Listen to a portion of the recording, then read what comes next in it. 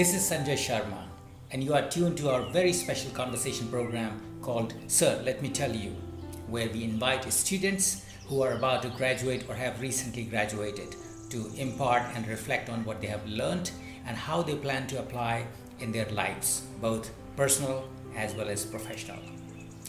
This initiative stems from a startling realization. During a recent discussion with the students, I was pleasantly surprised to notice that they accumulated way more knowledge than I remember sharing during the class discussions. It was a real treat listening to them with their level of sophistication in articulating ideas, concepts, and theories. Frankly speaking, I felt so privileged witnessing their transformation as their teacher, mentor, or coach, and could not help but recall the Hindi verse.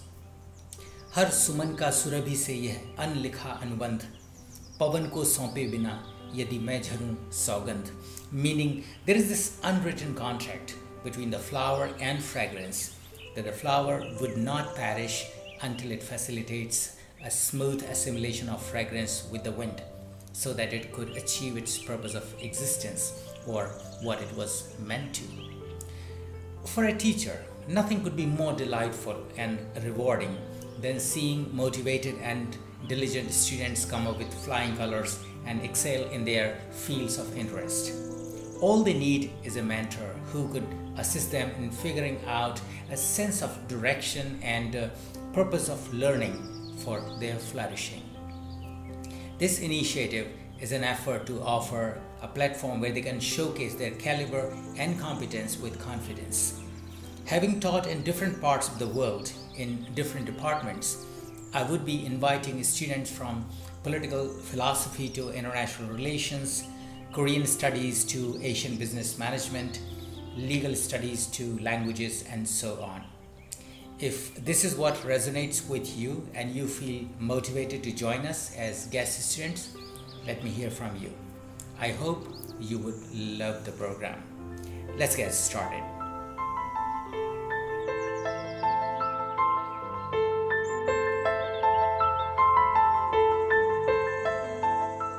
Today my guest student is Sakshi Garg. She is currently an undergraduate student in political science. During the classes, I found her extra alert when the discussion was on subjects like international relations, philosophy, and social issues.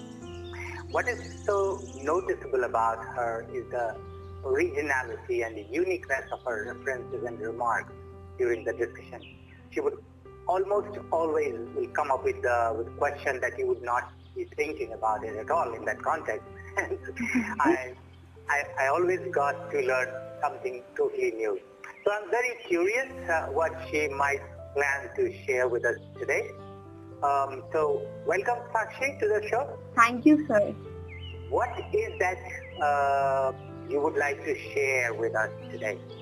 So today I would talk on Pandita Ramabai Saraswati. I really wonder how many people, would know about her and your choice. So, okay, let's just get into the course. What are those salient features that you think that people should know about her? Okay. So, sir, she firstly is that she's modern India's first feminist and social reformer, an eminent scholar and activist. She's Sanskrit scholar, am I correct? Yes, sir. Okay. So, and you said she's the first feminist, Indian feminist, or what did you say? India's modern feminist. India's modern feminist. That's right. Wow. If I look at only these three factors, India's modern feminist, a social activist, and educationist or reformist, I'm quite sure that, her life journey will unfold so many new facets for us. So I'm wondering, what could you tell about her life, her background?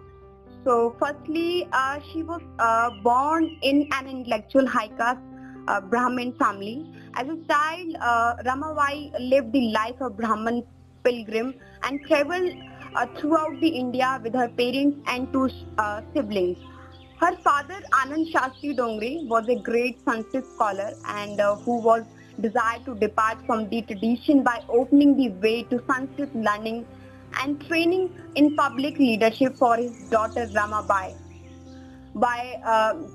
At the time, these things were, preserved for only man. And I must say, she was fortunate enough that she got such liberal father.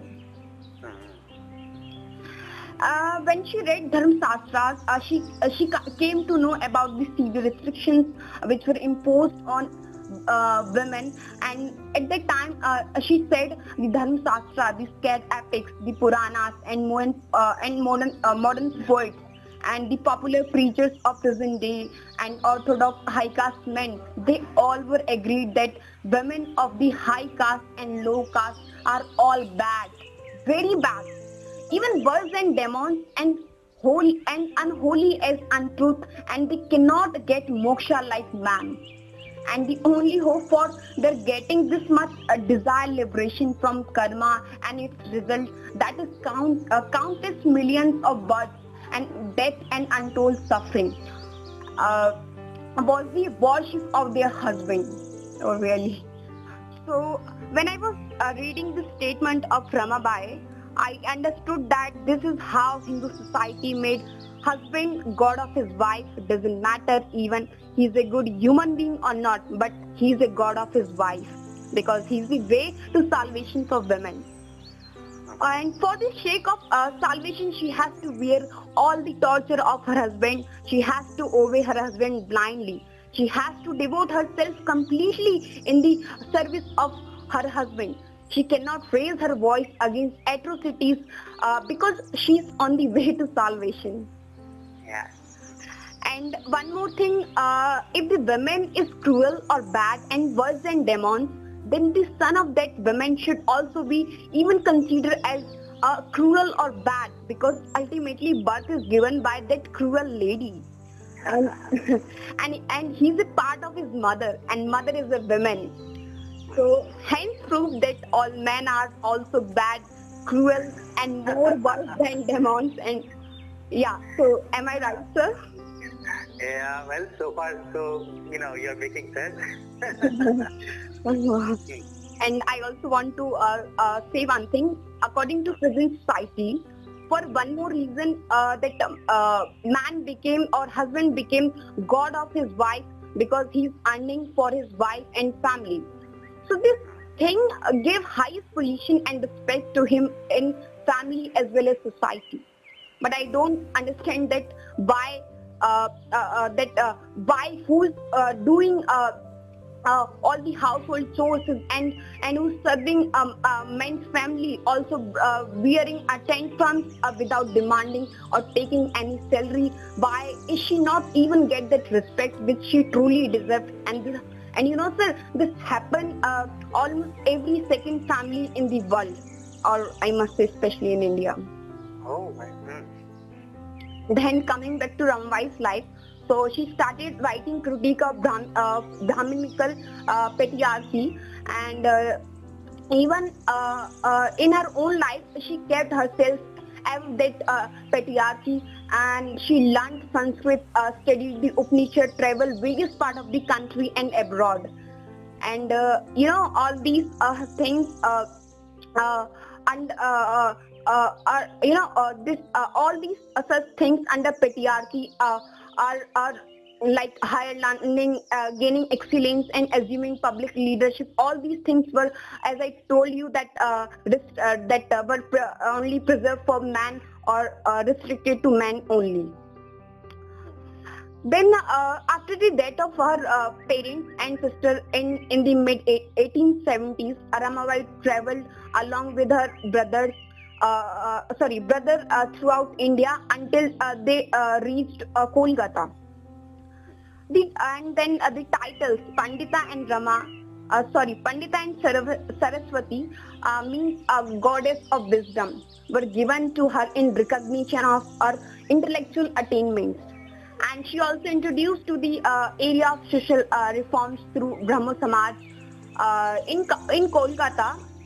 Keshav Chandra Sen, the supporter of Brahmo Samaj, suggested her to read Vedas and Upanishads. Then again she broke the norms of society by not practicing early marriage.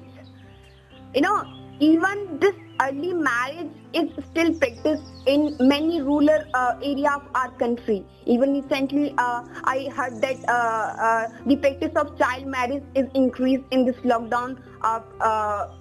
And yes, of course, they are taking advantage of lockdown.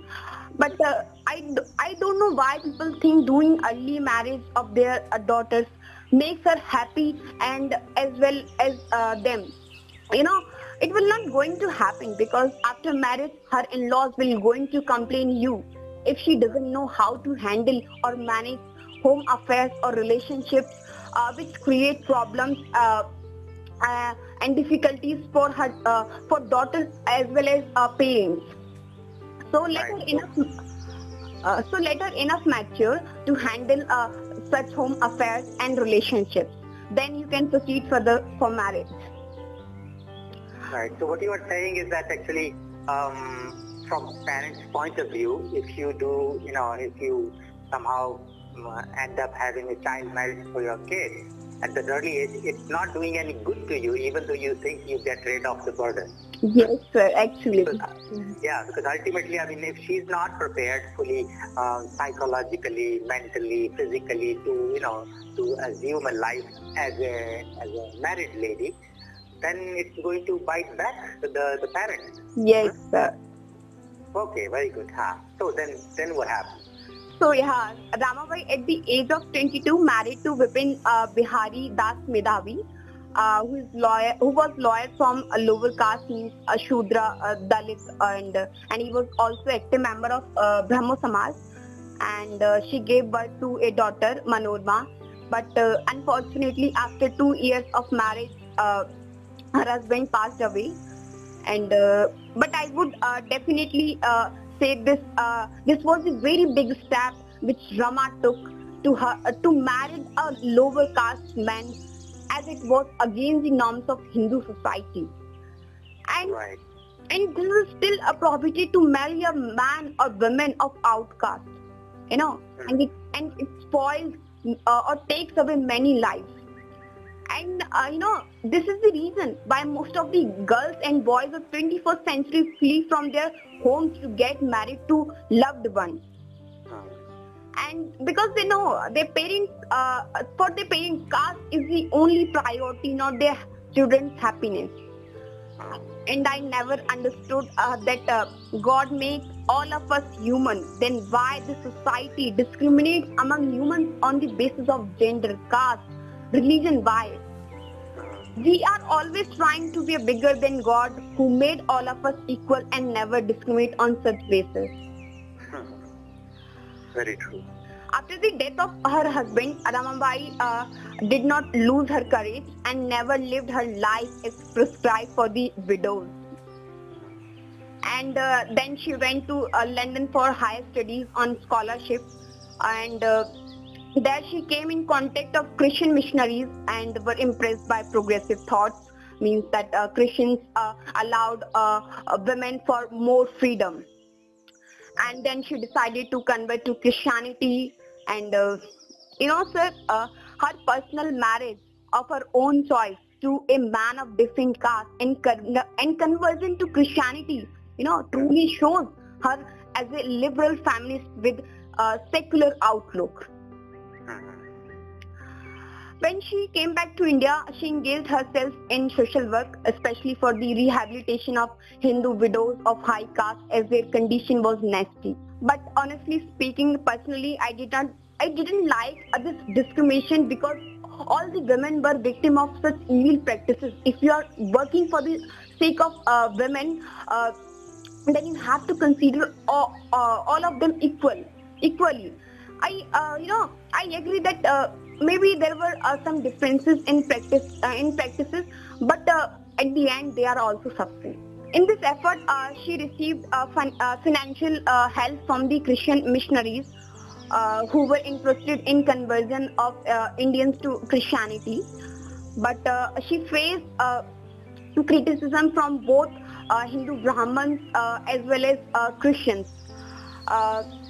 Brahmins were furious because she was engaged in rehabilitation of widows, which was against the wishes of their menfolk.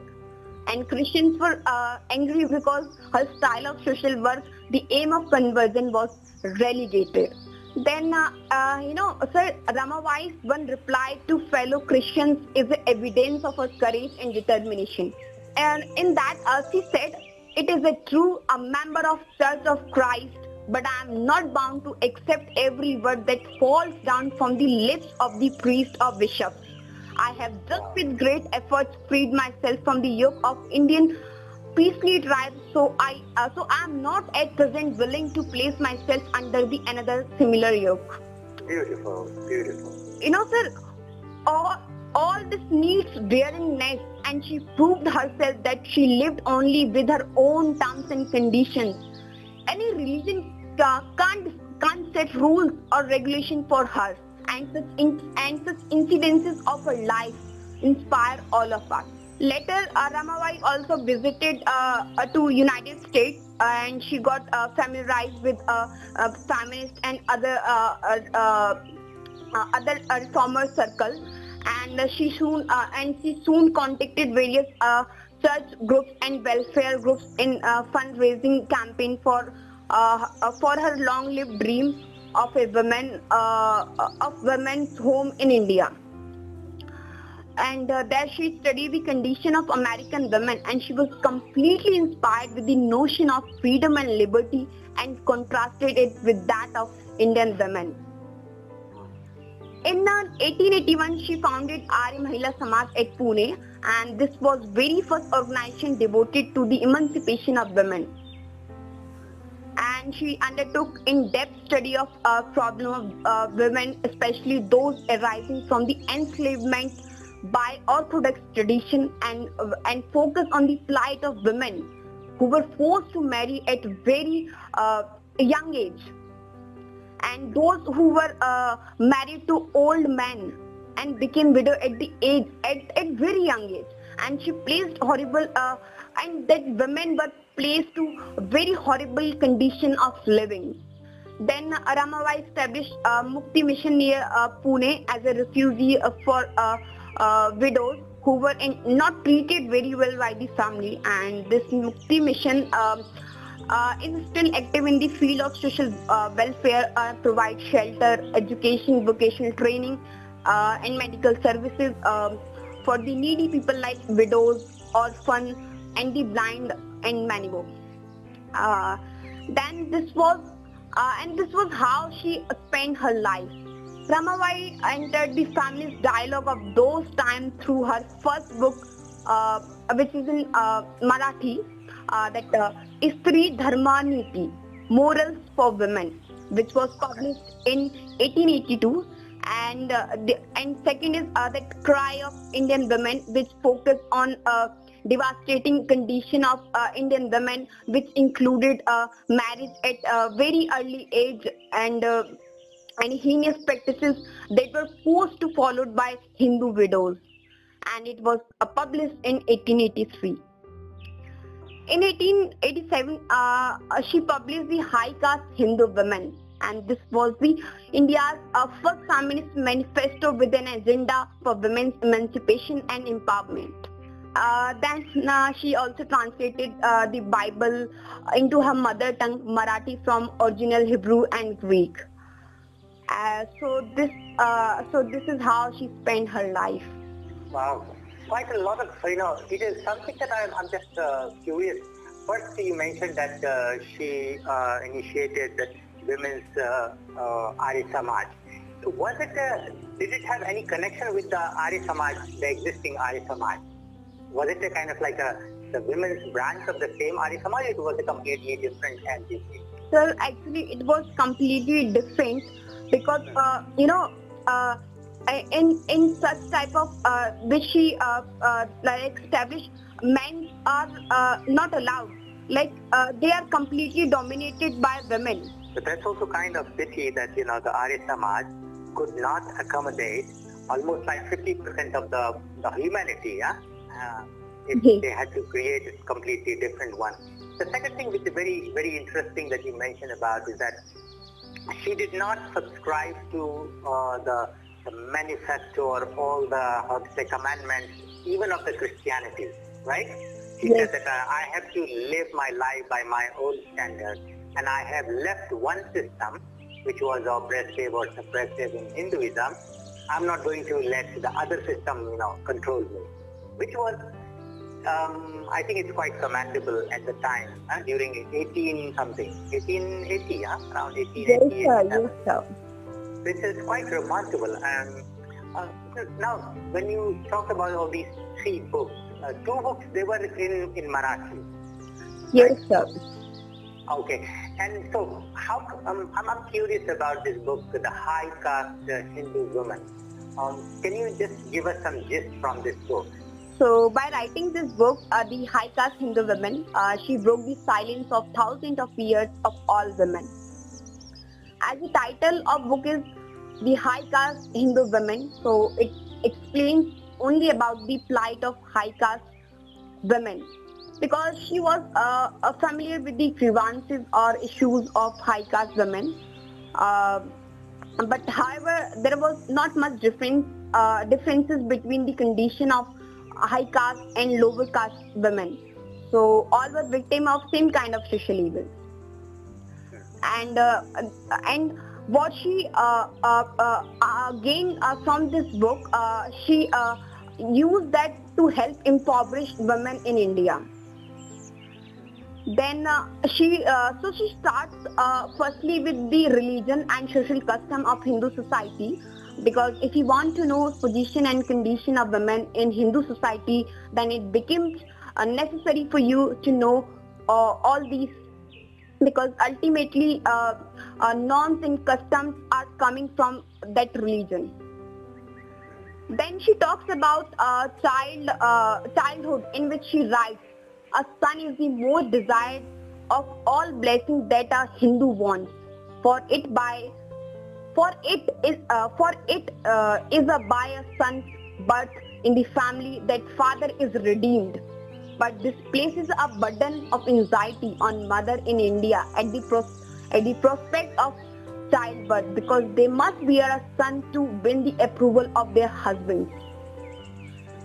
If women give birth to daughters, she writes, in a home shadowed by loyalty to cruel custom prejudice, a child is born into the world. The poor mother is greatly distressed to learn that the little stranger is a daughter. The mother, who has lost the favor of her husband and relatives because of the girl's birth, may be selflessly avenge herself by showing disregard to infantile needs and baby's request. So under such situations, the baby soon begins to feel her miseries, although she doesn't understand and how or why she's caused to suffer this cruel injustice. This is still prevalent in our society. If women who have only daughters, then people always say to her like, at least you should do a boy. Oh, come on. How human can decide to whom he or she will give birth? It is not decided by man or woman. I don't know why people do not want to understand this simple thing. Apart from this, sir, these some kind of medicines given by babas or others to a woman in her 4th or 5th month of pregnancy to convert that unborn child to male child. How? Oh, really? Yes, sir. It is very true. Is it? I mean, is it a practice that Yes. takes place these days? Yes, sir. Oh my God, I didn't know that. Where do you get these references from? I mean, I haven't heard that. Tell me a little bit more about it. I'm curious. Actually, sir, my mom told me about such type of things. That Okay, I see. So this is a kind of a practice still being, still taking place in our society. yes, sir, especially in rural areas. Rural areas. Okay, I see. So, Okay. so from this, from this you can see how much people are desperate to have a male child. That even they are ignoring that this type of medicine can make your child defective for lifetime. Yeah. True. Why people do not accept that what God has given to them? And it's you who can make your daughter second to none, not even sons. And it's you who is making inferior. She's not born inferior. True. Even you see in reality who will come to you will come to know about after giving birth to a daughter. It is mandatory for women to recover herself after delivery, and it's a duty of her family to take care of her. But instead of that, in most of the house, mothers are forced to work after few days of delivery. If she had given birth to a son, then definitely she got good care. So after childhood, Ramabai talks about a married life. So in that she says that Manu decided age of marriage of Hindu girl, that is between 8 to 12. Oh, that young. Yes. So she writes that marriage is the only sacrament administered to a Hindu woman with utterance of Vedic texts. Thereafter, she became the property of her husband and his kin. The girl now belongs to husband's clan. She's known by his family name, and in some part of India, the husband relatives will not allow her to call by the first name that was given by her parents. Okay. And So that means they also change the first name of her. yes, sir. Okay. And henceforth, she's a kind of impersonal being. She can have no merit or quality of her own. I don't know why men think that women are their personal property. You cannot make women your personal property, because she's a human being as you are. You cannot see yourself as someone's personal property. Then how can you impose or expect same thing from other humans? Because after being someone's personal property, you have to lose or kill your own desires. You will be forced to work according to someone's will, which you will not going to accept. But you are accepting this from women. Oh, then she also talked about Parda Pratha, which still practiced in this North India. So I don't understand why women do parda of their in-laws and whom they are calling father, like and you are doing parda.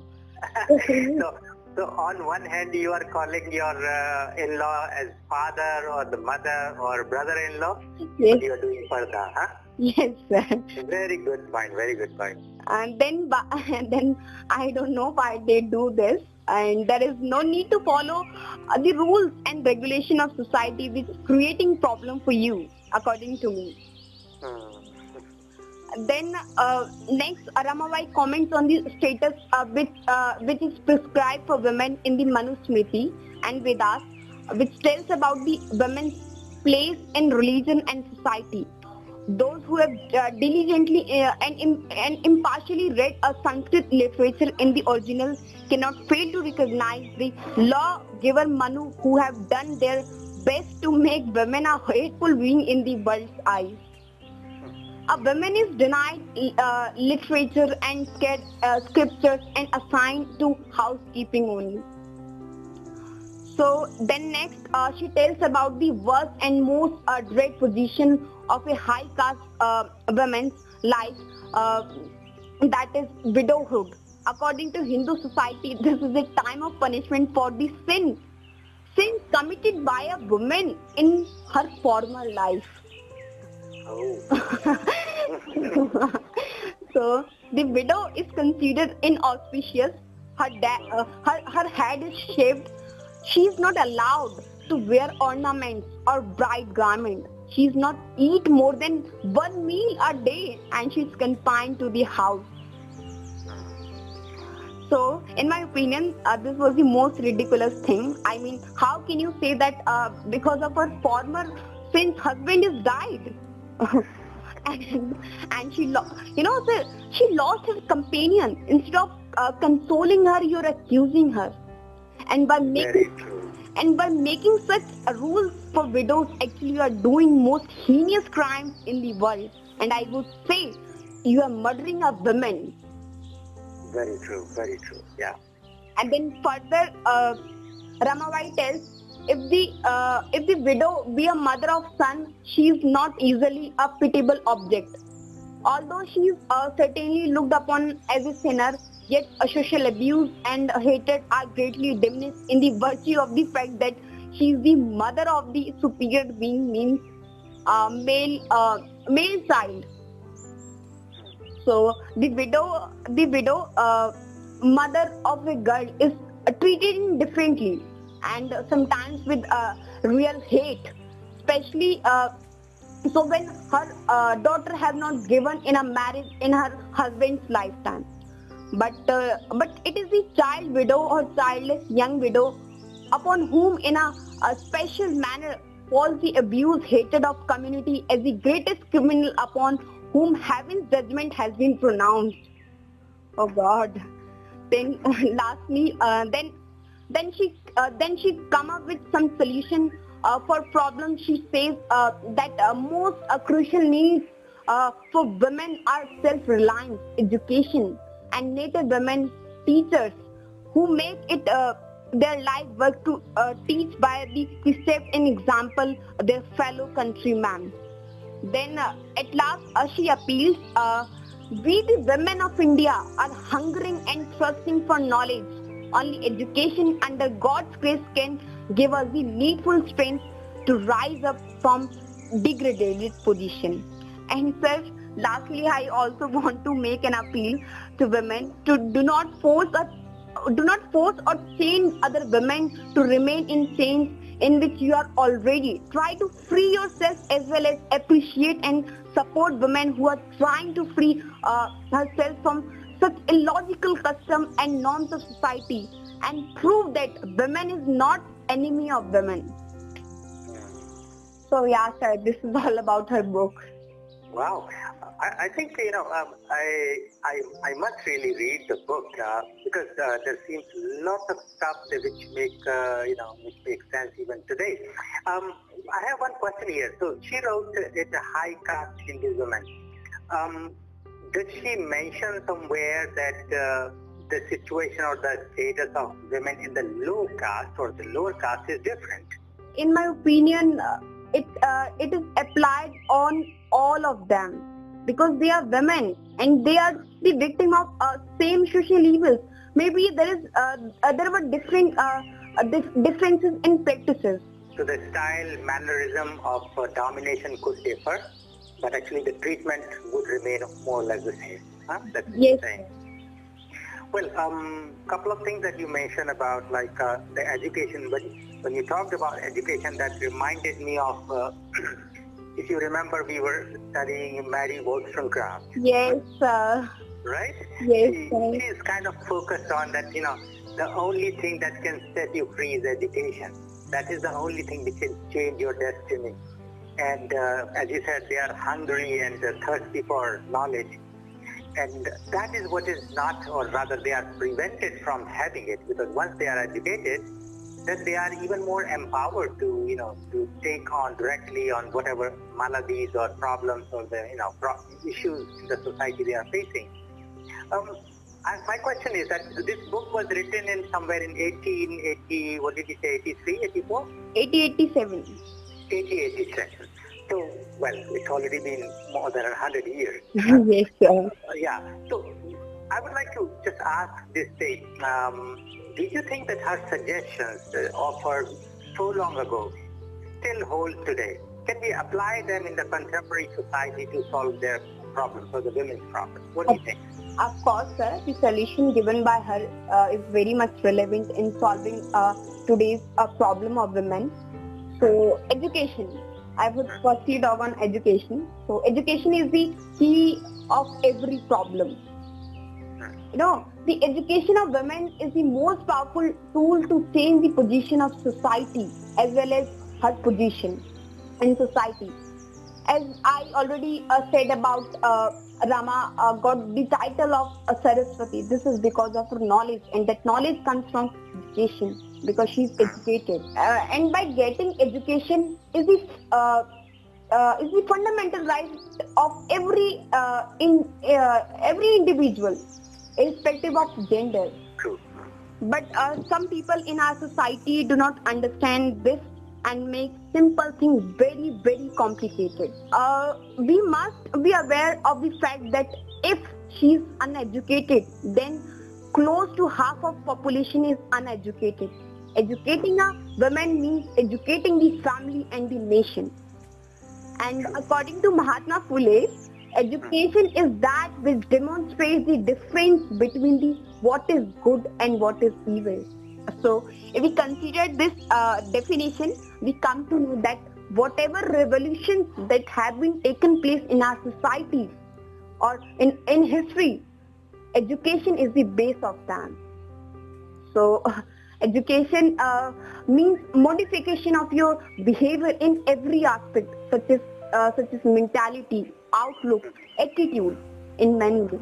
So, educated women not only tend to promote education of their girls, but also can provide better guidance to all their children. Moreover, that educated women can also help in the reduction of issues like infant mortality rate, growth of population, child marriage, early pregnancies.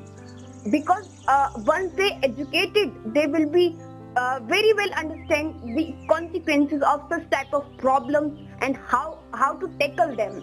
By education, she makes her future as well as her family or society's future bright, and it will also helpful in reduction of violence against women once they aware themselves about their rights, which is given in our constitution. But there is still some hurdles. First is gender discrimination, which still persists in India, and a lot more needs to be done in the field of women's education in India. So the gap in the male-female literacy rate is just a simple indicator. And while the male literacy rate is more than 82.14% and the female literacy rate is just 65.46%. And then women were considered only housewives and better to be live in the house. And when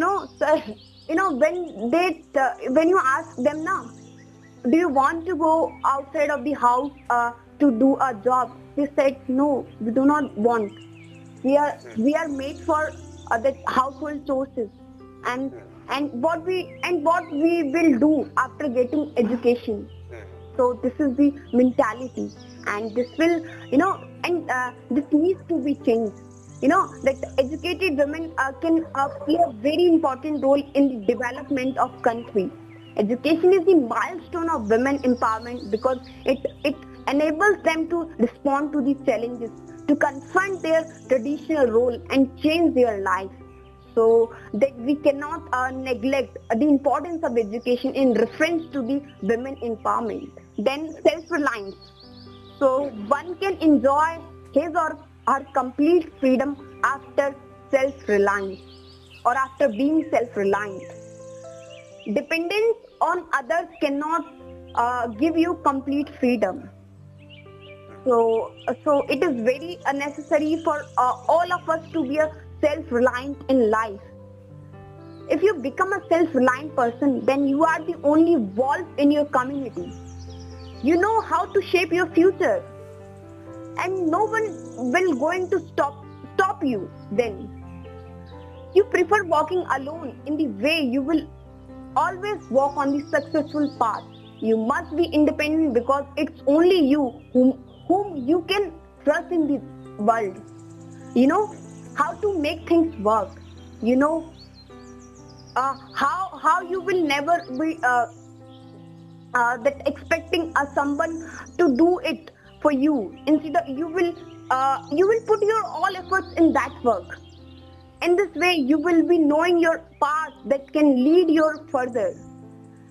You will be truly yourself and share your opinions. You will not easily agree and follow others' opinion until it is important for you. You will never have to beg for anything or for any work. You will be initiating everything by yourself. And I must say that financial independence or that financial self-reliance is very, very important for women, because it will help her to make her identity. It increase her status in family as well as society. And once you will become a financial independent, it's automatically stop your dependence on your husband, family for money. Then no one have that power to dominate you. So yeah, sir. No, that's, I think, true, because these suggestions or these observations they can be readily applied. It seems that not much has changed since she saw the world, from her own eyes. I was just wondering, because you mentioned about, like, even today, even after the pregnancy, the parents or whoever is the suggestion of, Baba or whoever suggests them, they give some medicine to change the gender of the baby, Yes. still in the stomach. What do you think, that do we need to actually rather educate the mothers or the generation, at the moment? Because youngsters are reading, youngsters are learning new things just like you yourself. But the current generation, which is now taking care of this generation, what kind of, observations or exposure do you think they need to have so that they don't really become a part of this whole vicious cycle? Sir, in my opinion, everybody should know that what is the consequences of taking such type of herbal medicines which can change the gender of that unborn child. So you have to study. You have to know about such type of things, because this is not going to be helpful which you desire, right? So that and if someone is doing this, or sir, this is done illegally. If you see this, then go and complain. So yeah, sir. So this is a complex situation, because if the family pressure is there, then the mothers of the family, they are supposed to comply or follow whatever is being dictated by their in-laws or their family members in the hope of or in the want of a baby boy. You have learned so much about Ramabai and her ideas. Sakshi, I would like to know, how has she influenced you as a person, and how has she influenced your thinking process? What do you think? So actually, I'm very much influenced by her bold and fearless character at that time when the status of women in society was nothing. But by breaking the chains of norms and customs of Hindu society, she made herself identity. She set an example for other women, and she is truly embodiment of women empowerment. And she proved that women are not lesser than man. And women was only portrayed as a weak in holy scriptures of any religion. Such books cannot decide your position in your society. Do you see that people around you would like this change, personality in you, or how do you see it when you discuss, when you talk to your friends and the families and in your circle? How do they see your ideas, your opinions on such issues? So firstly, when you say such type of things now in front of your parents, your friends, they are like, what you are saying. Especially I'm talking about parents, like, and Yeah. like लड़की पागल हो गई है, पता नहीं कैसी बातें कर रही है, like that. Yes. When you tell them this type of ideas, they truly, they, because they are not aware about that, more about Pandita Ramabai. When you tell them now, they like, oh my God, then I will definitely going to read about her. Yeah, that's true. But I think, see, it's a very delicate issue. They do it out of love and care for you, right? Because their experience is completely different from that of yours. So there is a kind of a disconnect. So until unless they know who Pandita Ramabai is, why her ideas were the way they were, and how the society was at the time, until unless they know this whole background, it is difficult for them just to have tidbits from you or from anybody for that matter and appreciate them. So I think that this is something, that's where actually the communication skills become very important in today's world, where kids should be in a position to really have a very sophisticated, very informed discussion with their parents about the matter that concerns them and what is they think is important and how the world or the society is changing, so that they can keep pace with, or they can keep abreast with the latest trends. For our listeners, if they are keen, and I'm sure they would be, because I'm keen too after having heard from you. If they want to know sources or kind of books that they can go through to learn more about Pandita Ramabai, what kind of suggestions or sources would you recommend to them? Sir, before giving that answer, I would like to share that, what I have learned from her. Sir, what I have learned from her is that don't follow such type of rules and regulation of your society which is not necessary and binding you because you are women. Live your life on your own terms and conditions. I would suggest them to read her books, as I explain you about high caste Hindu women, or you also go for Sri Dharma, and there is a lot of online sources which are available. Very nice. I'm quite sure today's topic, I was not expecting this because this is something quite uncommon, but I must also admit, realizing that Sakshi is going to talk today, so I should have been prepared for something very unique, something very different. So I'm glad my intuition was correct. I think we can keep talking for even further about it, but because of the format of our program, we are approaching the end of it. Ladies and gentlemen, this is Sakshi Garg. She is an undergraduate student in political science, and she was talking about Pandit Ramabai, social activist, agitationist, and India's modern feminist. I'm quite sure you must have enjoyed it as much as I have enjoyed, and depending on the time and availability, I will see if we can invite her again to throw light on some other equally interesting topics, on the authors, on the writers, on the lives. And so until we meet her again, I would like to thank you, Sakshi, for taking time. Thank you, sir.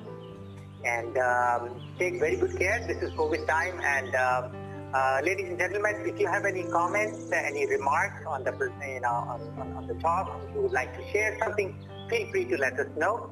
And if you are interested in joining this program, you are most welcome. And we will be back with another episode of interesting talk very soon. Take good care and all the best.